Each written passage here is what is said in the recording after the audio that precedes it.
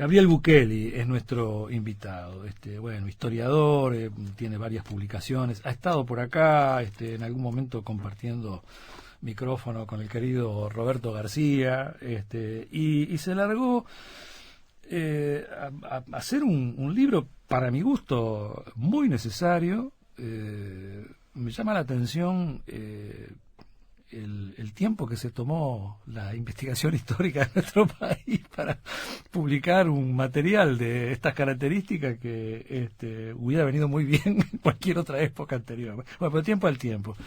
O se está con la patria o se está contra ella. Una historia de la juventud uruguaya de pie. Sí, estamos hablando de la JUP, ese movimiento ultraderechista. Yo creo que no hay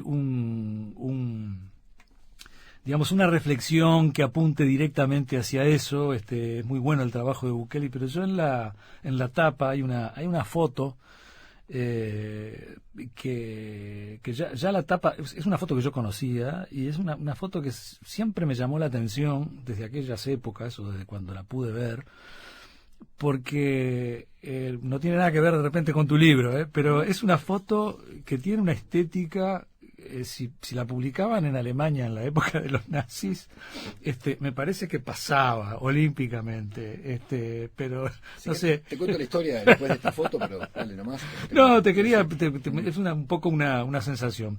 Bueno, pero muy bueno tu trabajo.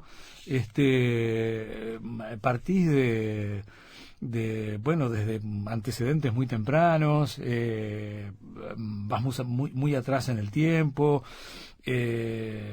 entrevistás a alguno de sus fundadores, uno fundamental, que es Hugo Manini Ríos, un apellido de enorme notoriedad en los tiempos que corren. Hugo es hermano de Guido, ¿no? Para que la gente tenga alguna idea. Pero bueno, ¿cómo te metiste en este trabajo? ¿Qué era lo que te interesaba indagar? Bueno, buenas tardes a la audiencia y a Nelson, muchas gracias por la invitación. No, es un gusto enorme que estés acá. Bueno, y como es, bueno, yo digo, viví en mi juventud la etapa de la dictadura, ¿verdad? Yo no soy contemporáneo de los hechos, más bien, soy contemporáneo como un niño de estos hechos que yo estudié, pero bueno, de alguna manera me quedaba una incógnita, una cierta estela de misterio y, ¿por qué no?, de ignorancia respecto a qué había sido la JUP, cuestión de la que yo escuchaba hablar en mi casa, en los entornos que me movía de niño y adolescente. Luego me volví profesor de historia, me interesó la investigación, y un día dije, voy a estudiar esta cuestión de la JUP, sobre la cual hay como una mirada tal vez simplificadora, simple, de que era simplemente grupos de acción más o menos directa en las puertas de los liceos. Esa era un poco la imagen muy montevideana que había de aquella realidad.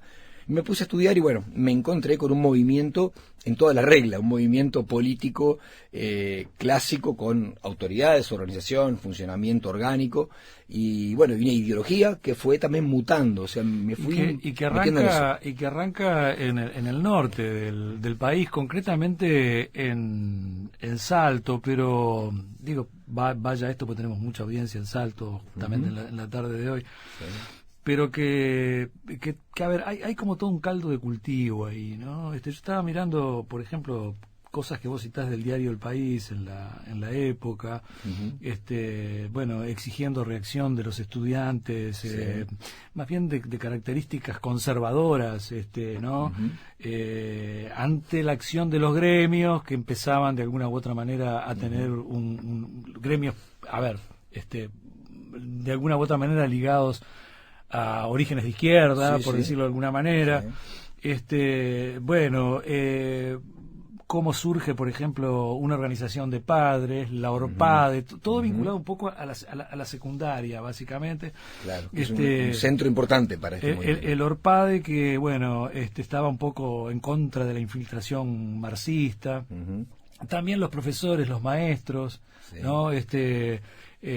con una concepción de la época, es decir, eran los demócratas. Exacto. En aquella época la antinomia era demócratas por un lado, marxistas y comunistas Ahí por está, otro, ¿no? exacto. Ese era el Esa era concepto la de dualidad democracia que había, sí. que definía más bien movimientos de derecha, casi fascistas, ¿no? Sí, sí. Bueno, pero hay todo un entorno ahí que va dando lugar al surgimiento de la JUP, ¿no? Claro. Yo te diría que mi investigación, uno va descubriendo, uno tiene un interés y luego va encontrando elementos que te van recomponiendo el marco histórico. Hay como 3 niveles que finalmente hoy puedo decir que te aportan de interés esta investigación y que yo fui encontrando como de interés. Primero, la historia de una organización puntual de la cual se sabía poco, públicamente no había evidencias y yo rastreé todas las fuentes que pude para decir, bueno, la JUP fue esto, vivió en tal periodo, hizo tales cosas, ¿verdad? Otra dimensión más amplia es que en realidad la JUP es el emergente, casi la punta de un iceberg de una movilización de derechas, en plural derechas, de concepciones distintas que convergen en una derecha que reacciona a partir del 68 muy netamente ante lo que lo vive como una amenaza en el campo social y político por, el advenimiento de una izquierda en crecimiento. Esto es inseparable de la crisis general que vive el país desde por lo menos el comienzo de los 60. Y la tercera dimensión que yo fui como pensando y reflexionando es que finalmente en la historia larga, es decir, uno en historia puede encontrar el periodo de la breve duración, la mediana duración, y en la larga duración encontrar que hay como ciertos ciclos de irrupción de una derecha movilizada, de base social, que actúa frente a escenarios de incertidumbre, de miedo, de alarma. Entonces vos podés encontrar frente al primer vallismo, al que señalaban como inquietista, socializante, expresiones fuertes de acción que frenan al vallismo en aquel periodo, ¿verdad? Cuando en la etapa del neovallismo es también esa lógica de la expresión de Nardone, que subleva una parte de la población con el discurso Chapa de 15, ahí va, el comunismo Chapa 15, para hablar de Luis Valle y su lista 15. Luego, en el entorno del 60, como digamos reflejo del impacto que tiene en Uruguay la Revolución Cubana, también surgen organizaciones fuertes que marcan la cancha. Yo investigué también esa época, fue por eso que vine hace años a hablar contigo y con Roberto. Magdalena Broquetas es un libro muy bueno sobre esa etapa. Y bueno, y acá en torno al 70, digamos, pasa algo parecido. Entonces la sensación de alarma. Y bueno, la JUP es una expresión de esa sensación térmica alimentada por actores, por supuesto, de reacción. Yo le llamo un poco a compás de la historia más larga, una reacción conservadora, una más que se produce en la historia. Hablemos un poquito de Bella Unión, hablemos un poquito de Salto, hablemos un poquito de Valle Ordóñez, pero no el líder político del pueblo, sino del pueblo, porque sí. Ahí se da una circunstancia dentro de este caldo de cultivo, dentro de este panorama que planteábamos, que cuando, el policía que mata a Liberarse era justamente de este pueblo, de José Valle sí. Ordóñez, y de alguna manera hay una defensa de allí, surge un movimiento, algo así como no sé qué de pie le ponen, ¿no? También el de pie empieza a aparecer. Yo lo encuentro primero en Salto, o sea, cronológicamente, que son detalles casi, lo que es interesante que vos subrayás es que se da en un momento determinado acciones que parecen como espontáneas, pero en paralelo en muchas localidades del interior de ocupación de locales educativos, de liceos básicamente, por parte de las fuerzas autoproclamadas como demócratas para frenar lo que llamaban la amenaza comunista. La primera que detecté en esta coyuntura es justamente en José Valle Ordóñez. Las 3 localidades que mencionaste, tanto en Valle Ordóñez como en Salto, como en Bella Unión, cotejé prensa de la época y testimonios de gente que lo vivió. En Bella Unión, sí. Dice Bella Unión está de pie, ¿no? Ahí empieza, aparece. Ahí exacto. empieza, ¿no? Ahí Antes mismo, que en Salto. Es casi al mismo tiempo que está apareciendo en Salto el movimiento juvenil de pie y Juventud Salteña de pie. O sea, yo pongo por ahí que ponerse de pie pasa a ser como una consigna. No estar de rodillas, ahí está, vos, ante no los marxistas, los comunistas. Exacto. Entonces está apareciendo la idea, la consigna y la acción de ocupar lugares señalando a los comunistas. Y es bueno ver, yo aparte revisaba, decían los comunistas quiénes eran. Y era un epíteto que pretendía ser estigmatizante contra todo aquel que se opusiera al orden imperante. Entonces, bajo el título comunista o marxista entraba gente muy variada. Finalmente, Wilson Ferreira, incluso más tarde, ¿no? Entrará en esa sombrilla, ese paraguas, digamos, de lo comunista.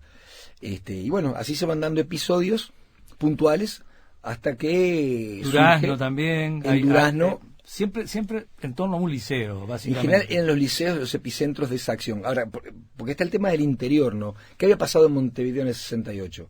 La irrupción de una revuelta juvenil fuerte de tono izquierdista, que empieza con el boleto, el presupuesto, luego contra la represión de Pacheco, luego por los muertos en la calle, todo eso hace que el movimiento estudiantil montevideano se vuelva una piedra en el zapato del gobierno, incluso sorprende a la propia izquierda tradicional, esa sublevación juvenil. Y entonces el interior da la impresión que hay una especie de actitud preventiva, como existen de alguna manera personas que defienden aquellas ideas que en Montevideo están fuertemente organizadas.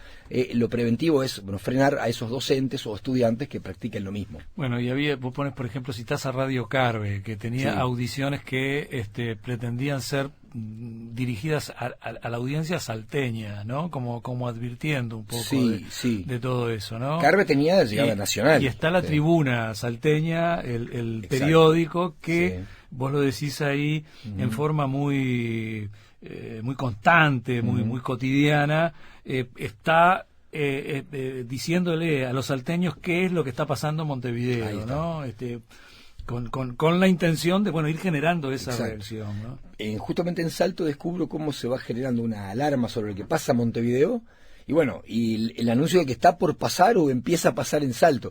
Acá hay una relación muy interesante y que a veces para el historiador es difícil de discernir lo que es la propia sensibilidad social, la percepción que la gente tiene, que la lleva a organizarse, y de qué manera medios determinados, pueden ser escritos o radiales, incluso la televisión ya está apareciendo, en un momento lo destaco, agitando esos fantasmas. Entonces, esa correlación entre medios, sensibilidad social, va dando lugar a estos movimientos, ¿no? Yo uso la categoría, tiene un cierto como carácter teórico, movimientos sociales en sentido amplio, que por derecha reaccionan frente a esas cosas, ¿verdad?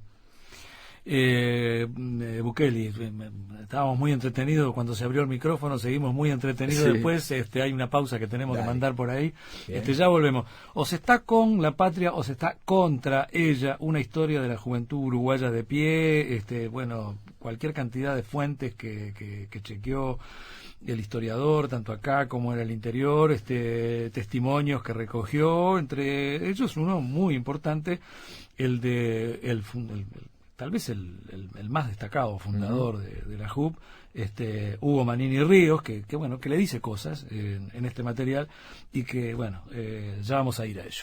Perfecto.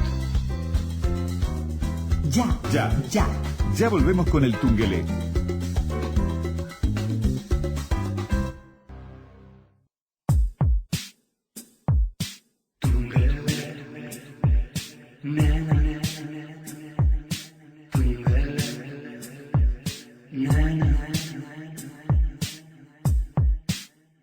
Bueno, me temo que nos podemos olvidar, Bukele.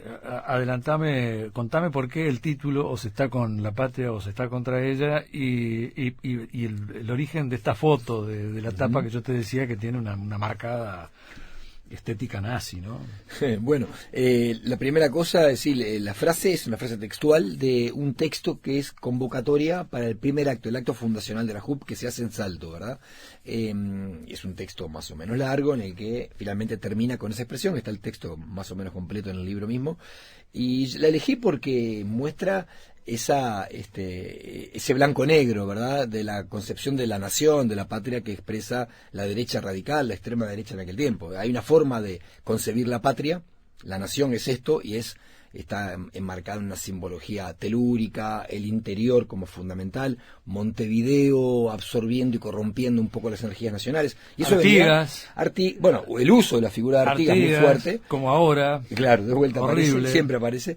Y y en este contexto histórico muy próximo al pensamiento de la línea de política de Nardone. Benito Nardone, muerto en el 64. ¿no? Bueno, yo lo que te quería tirar era eso, justamente. A mí me parece que hay una base muy de algo que está pasando muy en presente.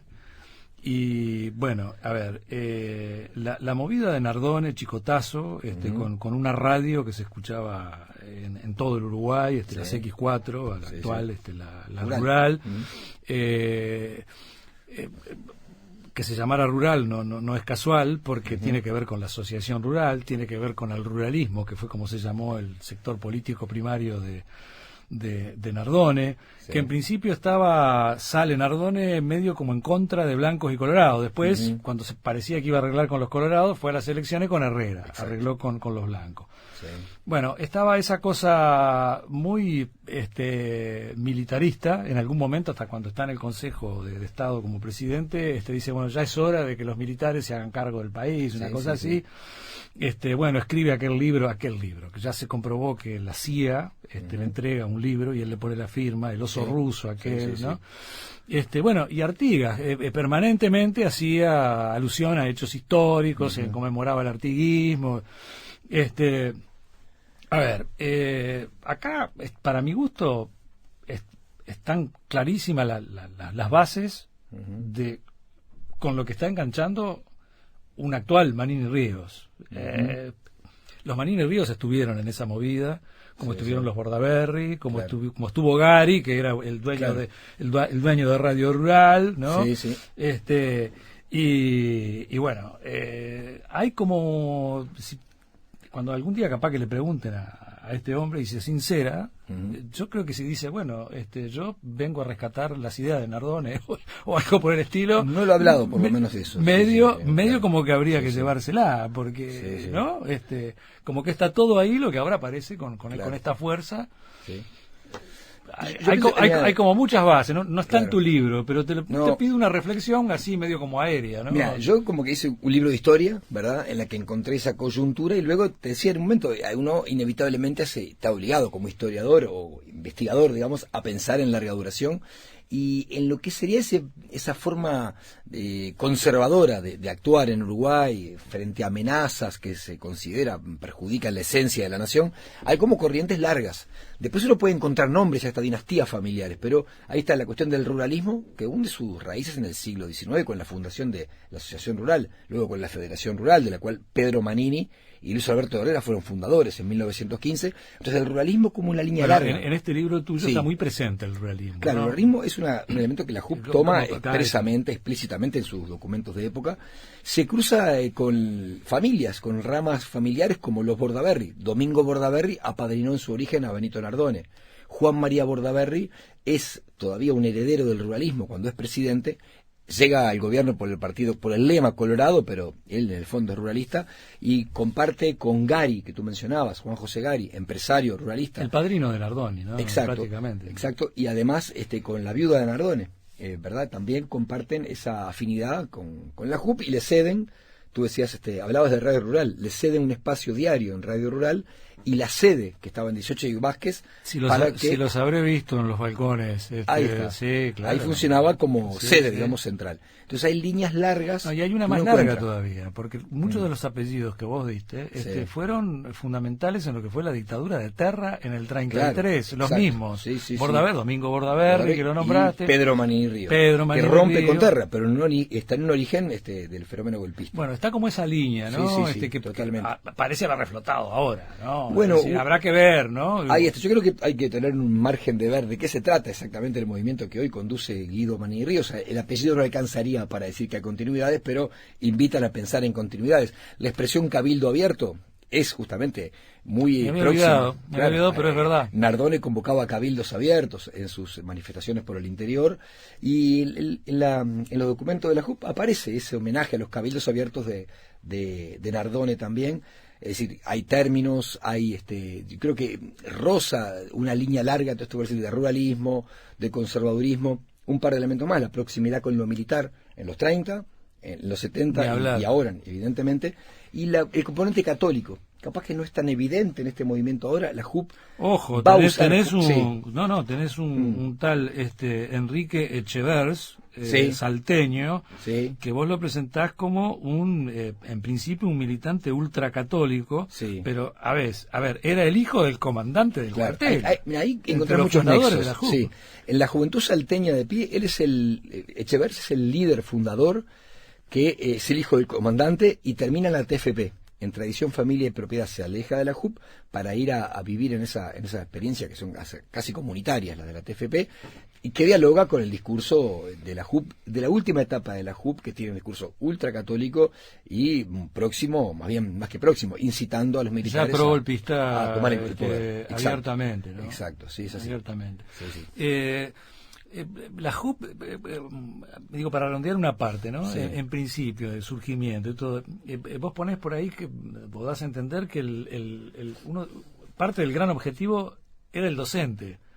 Aquel docente medio jugado, medio Sí. con pensamiento crítico, Sí, intelectual sí, hacia sí. la izquierda, que Claro. habían muchos en Exacto. la época, ¿no? Y hay casos Había. concretos de algunos Claro. profesores donde los quieren expulsar de los liceos. Claro, y bueno, las ocupaciones que se daban, esas que contamos primero, esto es antes que nazca la JUP. Yo creo que ese es un poco el hervidero del cual luego se constituye la JUP. Las ocupaciones de Salto, de Bella Unión, de Valle Ordóñez y otros lugares, Artigas también, son contra lo que ven como esa penetración de docentes comunistas, ¿verdad? Incluso hay uno que es edil del movimiento de Rocha en Durazno, pero también entra en la bolsa de los comunistas.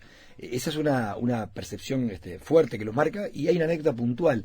En 33, yo lo levanto por allí, esto ya es la JUP de 33, recién nacida la JUP a nivel nacional, su grupo de 33 hace un desagravio en la plaza central de 33 contra un docente que había pasado a clase a los alumnos el film Teorema de Paolo Pasolini, acusándolo de comunista y homosexual.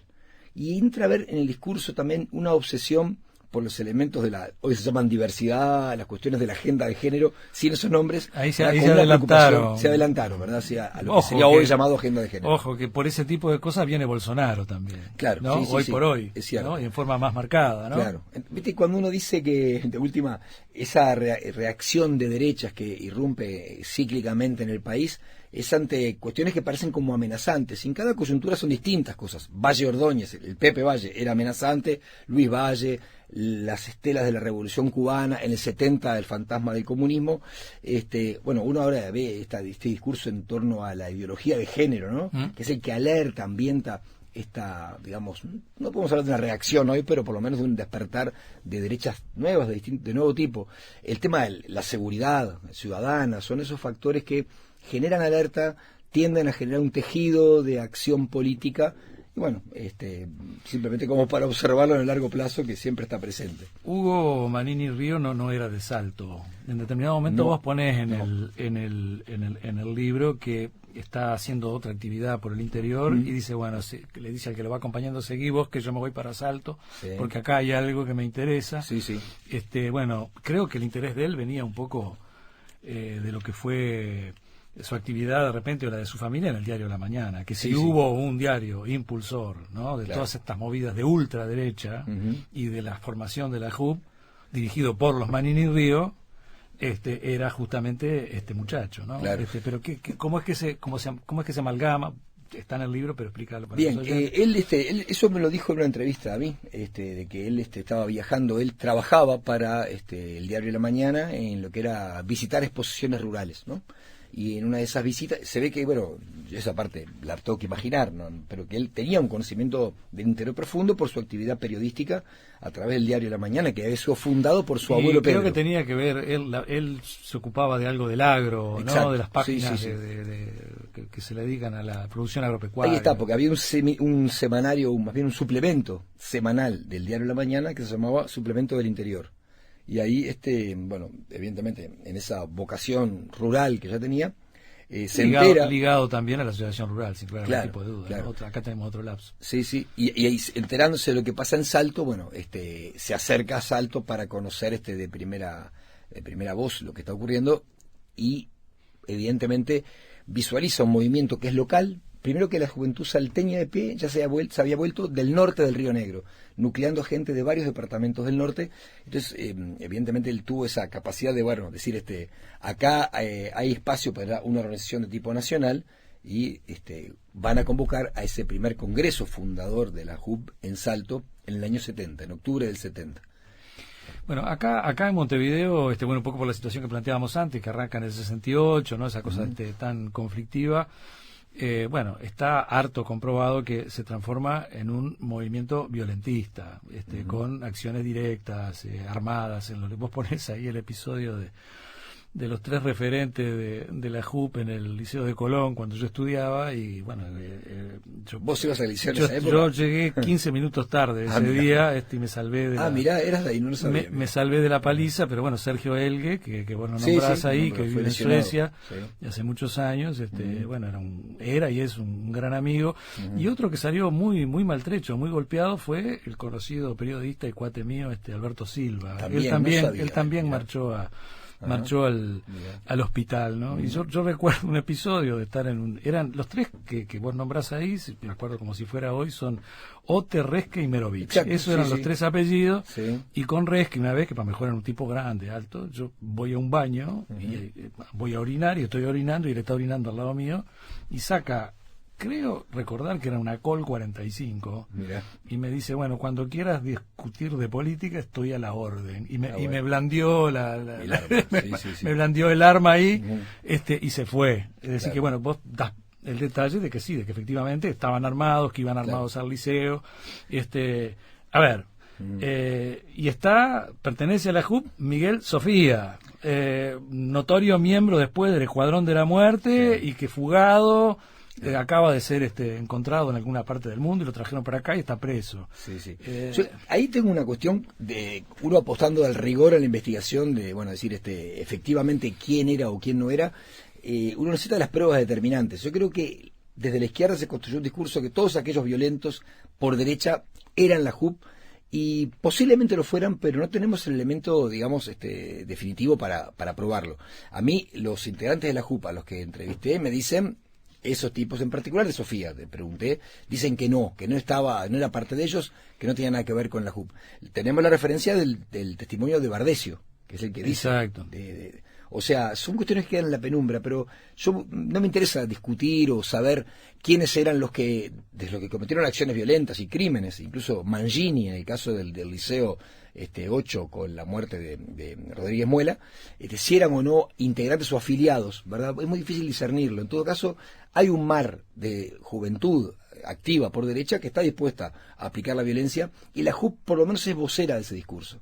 Es la vocera neta. Pero en los ataques a los liceos, la JUP estuvo implicada en esto de Colón, creo que en Las Piedras, y bueno, además eran ellos, y secundados, bueno, pues lo ponés por los Maverick que usaba la policía, y por policía vestido de particular. Es decir, era el grupo que entraba, es decir, que vos también lo ponés, los nexos con organismos como el de la policía, por ejemplo. ¿No? Y hay una cobertura policial de las acciones de derecha, no hay duda. Lo que es muy concreto, que funcionaba así con nombre propio, es la agrupación Siempre Bauzá, entonces, cuya relación con la JUP es muy probable. Tenían como una base claro, ahí tenían de la cual salían fuerte a los otros liceos. Exacto, también. Y el Liceo de Las Piedras concretamente atacan a tiros y son procesados un grupo de ellos. Lo que pasa es que había otros grupos como el CREI, una sigla, ¿no? Otra más, el MRN, distintos grupos que operaban con acciones puntuales y a veces de manera anónima en tiroteos a liceos, o luego ya cerca de las elecciones en atentados contra comités del frente y demás, incluso en los cuales muere un protagonista del atentado en un comité de la zona allí del Prado. Es decir, hay un activismo de derecha muy radicalizado, y la JUP es la versión pública que en sus medios intenta separarse de esas acciones. Es muy difícil discernir finalmente los grados de responsabilidad, pero es parte de un espíritu de época de esa derecha, ¿no? Buenísimo. O se está con la patria o se está contra ella, una historia de la juventud uruguaya de pie, Gabriel Bukele. Y bueno, tenemos un bloquecito más, redondeamos con todo gusto. Dale, cómo no, Gabriel. Encantado.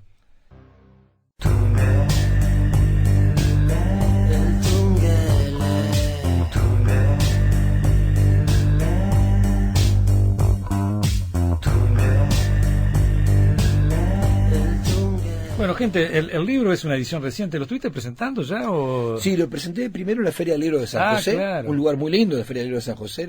Nos cruzamos, anduvimos haciendo transmisiones de ahí, no sé qué día te tocó, pero... ya un sábado, no me acuerdo. Sí, nosotros fuimos 3 semanas. Y hace poco en la de Montevideo, acá en la Feria del Libro de Montevideo también. Lo presenté 2 veces, digamos, en públicos distintos. No, está perfecto. Una edición reciente, fin de siglo, es la editorial, razón por la cual está a mano en todas las librerías. Me parece que es un libro muy necesario, básicamente para tenerlo en cuenta en estas épocas. A ver, yo tengo una percepción, Gabriel. todo ese entramado desde los medios, de un accionar de, así, nombrémoslo genéricamente, de derecha, de extrema derecha, y más con el advenimiento del Frente Amplio, ¿no? Bueno, la CNT, la Central de Trabajadores, que venía teniendo un crecimiento exponencial.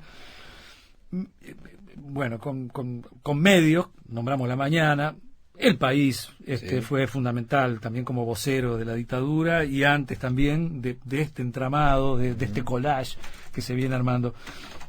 Le van haciendo todo un entorno, y la JUP es arte y parte, me parece a mí, de el golpe militar. Digamos, como que el gran fin en determinado momento era los militares al poder a través de un golpe, que era la única manera de la cual podían llegar. No sé cómo lo ves vos. Mira, sí, yo creo que tal vez no era un plan, ¿cómo se decir?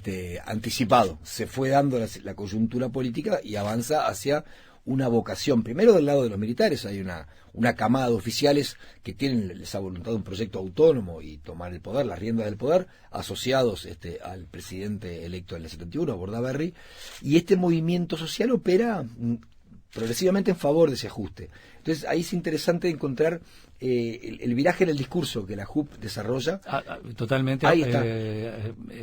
Así, totalmente destinado a elogiar a los militares. Sí, totalmente. Todo el tiempo, con sus medios. Ahí está, sobre todo cuando se da el nacimiento del semanario Nuevo Amanecer en agosto del 72, comienza el discurso primero de crítica muy dura y muy ríspida a los políticos en general. Esa idea de los políticos hacen politiquería, demagogia, se la agarran fuertemente con la lista 15, hablan de eso de Chapa 15, retoman la jerga de Nardone, también muy enfrentados a Wilson Ferreira, por supuesto al Frente Amplio, y van tejiendo ese argumento que yo voy notando como antiliberal, expresamente antiliberal, corporativista, y empiezo a ver ahí también una sintonía muy próxima a la tradición del falangismo español, una especie de fascismo a la española, en lo que tiene de justamente de antiliberal, de católico. Incluso el discurso procatólico se vuelve más fuerte en esa coyuntura de la JUP, y pasa a decir, bueno, esto lo ajustan los militares, no me acuerdo de si es efectivamente Nuevo Amanecer o alguno de esos periódicos también, quizás Tiempo, alguno de Azul y Blanco también estaba. Azul y Blanco, que dedicaba páginas a Mussolini y a Franco, diciendo bueno, esto es lo más grande que hay, pero hacían una suerte de historia genérica y le ponían fotos, ¿no? Bien, no vi de esos de Franco y Mussolini en particular. Sí hay una calurosa bienvenida al golpe de Allende, que es 3 meses después del de Uruguay, por supuesto un apoyo al proceso golpista en Uruguay. Hay una presencia neta de revistas ultracatólicas, de recortes de revistas ultracatólicas chilenas y argentinas, de figuras internacionales que de alguna manera están en aquel contexto predicando un anticomunismo de tipo golpista, ¿no? Eso es neto. Y bueno, y el apoyo es casi un reclamo. Por ahí en el libro tengo una tapa del Nuevo Amanecer que dice: el Ejército Nacional no puede retroceder. Una tapa enorme a un mes del golpe. Se diluye una vez instaurado el golpe. Vos le dedicás un espacio. Por un lado, pareciera como muy natural, ¿no? Se cumplió un gran objetivo que buscábamos, nos vamos, desaparecemos. Pero vos das a entender como que el mismo proceso cívico-militar, los militares en el poder, como que no admitían ningún tipo, bueno, ni hablarlo, como liquidaron todos los partidos, como los proscribieron, todos, pero ni siquiera una organización tan afín que los impulsó tanto, medio como que das un poco de esa sensación en el libro, ¿no? Aunque uno diría, bueno, labor cumplida, ya metimos ya logramos lo que queríamos, tenemos a los militares en el gobierno, nos vamos, que sigan ellos, ¿no? Mira, ellos en un momento sintetizan, el golpe ha hecho lo que se pretendía, disolvió este parlamento de politiqueros, ilegalizó a la CNT en el medio de la huelga general, ¿no? Y luego interviene en la universidad. Este era el golpe fundamental que debe hacer el régimen. Aplauden esa decisión en octubre de 73. Entonces uno diría, bueno, ya está cumplido el programa, y uno ve que de todos modos ellos pretenden conformarse con un movimiento sólido y visible de apoyo al régimen. Sin embargo, es el propio régimen el que les empieza a cortar las alas. Censuran en 2 oportunidades por 4 números el semanario, en un momento sancionan a la emisión radial, y uno busca por qué razones habría, y es que desde sus páginas, no puedo saber qué decían en la radio porque no hay registro, pero desde las páginas del Nuevo Amanecer, es como que la JUP reclama con impaciencia medidas más rápidas, y que empieza a desconfiar de las medidas económicas. De alguna manera parece incomodarle el tono tecnocrático neoliberal que está adoptando el régimen. Tal vez tenían otra que era lo que concepción. elogiaba el semanario Búsqueda, incipiente. Claro, ahí está, el Búsqueda está apareciendo. Como que diciendo los militares, en la parte política, en la parte económica nosotros, ¿no? Exacto. La cosa ultra neoliberal, Sí. y que me parece que empieza a ser mella también en el gran sector que apoyó al golpe de Estado, que fue la asociación rural. Claro. ¿No? El sector rural, Sí. también hasta ahí con Gari, Claro. y toda esa gente, ¿no? De Nardón y todo, como que hasta ahí acompañan, y después ahí medio como que se empiezan a abrir, ¿no? Claro, la apertura, el estilo de apertura económica y financiera que va a hacer el régimen al sector productivo lo va a complicar. Allá hacia el 80, ya previo al propio plebiscito, hay inconformidad en algunos sectores. Pero esto es antes, y da la impresión finalmente que el mensaje de los militares es, bueno, ilegalizamos a toda la izquierda, por supuesto que era ilegal y perseguida, suspendimos a los partidos tradicionales, ¿verdad? Bueno, no necesitamos que nadie se movilice, el activismo político es indeseable, y bueno, esa idea de comandar el proceso con esa lógica cívico-militar de cúpulas, finalmente lo lleva a silenciarse, ¿no? Y desaparecer, autodisolverse. Ellos, los integrantes de la JUP que entrevisté, me plantearon que lo citaron para decirse que hicieran eso, que Cristi, el general de ese momento jefe de la región número 1, lo llama para decirles, ya está, dejen de activarse, y bueno, eso explicaría el fin, pero es una explicación compleja, ¿no? Por un lado, el programa estaba cumplido, y por otro, no había espacio para hacer militancia, ¿no? Bueno, Bukele, ha sido el libro es muy bueno, está muy bien, es muy recomendable, bueno, y también comprobamos una vez más que sos un buen docente, porque lo explicas bien, además también. Bueno, así que no, fue muy interesante toda esta charla. Reitero, muy necesario un libro de estas características. Todo esto está muy vigente, está muy presente. Ojo al piojo, a no dormirse en los laureles y bueno, a recurrir a este trabajo. O se está con la patria o se está contra ella. Una historia de la juventud uruguaya de pie. Gabriel Bukele, el autor, quien estuvo con nosotros, fin de siglo, la editorial, como solemos decir, en todas las librerías del país. Un abrazo, Gabriel. Muchas gracias, Nelson. Hasta pronto.